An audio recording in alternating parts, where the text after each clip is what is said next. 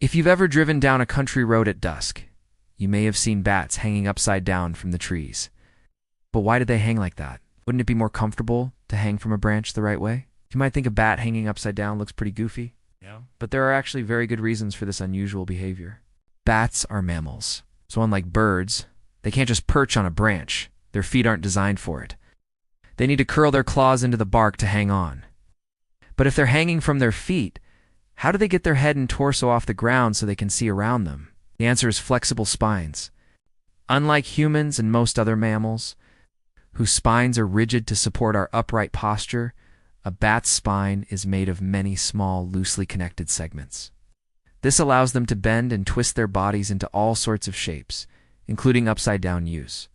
And when they're hanging from their feet, their shoulders can move forward so their heads are higher off the ground.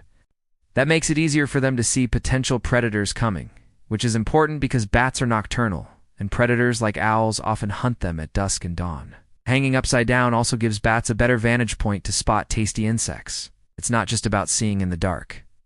Even during the day, bats benefit from being able to see around them while hanging by their feet. If they hung right side up, they'd be more visible to predators like hawks and owls, and they'd have a much harder time spotting incoming danger. Hanging upside down, though, lets them blend in with the shadows and stay hidden until they take off. But hanging upside down takes a lot of energy. Why don't bats just sleep during the day and only hang upside down when they're awake? Well, sleeping bats are still vulnerable to daytime predators. So hanging upside down isn't just about being hidden.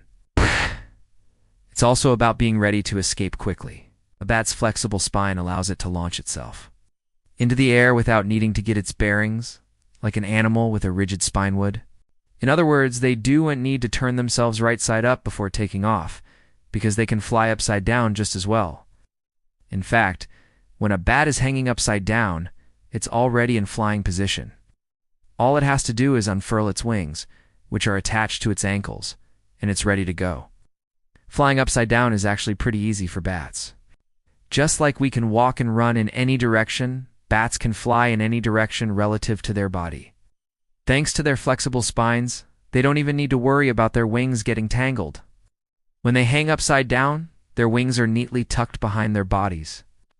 But if they were hanging right side up, their wings would be out to the sides and much more likely to get twisted. And twisted wings make it really hard to fly. And once a bat is in the air, its upside-down experience doesn't end. You see, when bats fly, their wings provide lift on both the upstroke, when they're flapping down, and the downstroke, when they're flapping up. That means they can keep flying without ever flipping over. They use their wings like oars on a boat, steering themselves through the air. While flying upside down, their ears are positioned higher up on their heads, which helps them use echolocation to find their way. Echolocation is a fancy way of saying that bats use sound waves to map out their surroundings. They send out ultrasonic screams and listen for the echoes. It tells them where nearby objects are, kind of like how we use our eyes to see. But for bats, sound is their main sense. And when they're upside down, their ears are in the best position to pick up those sounds.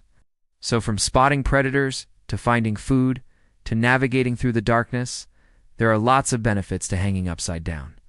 No wonder bats do it almost all the time. Thanks for watching. See you next time.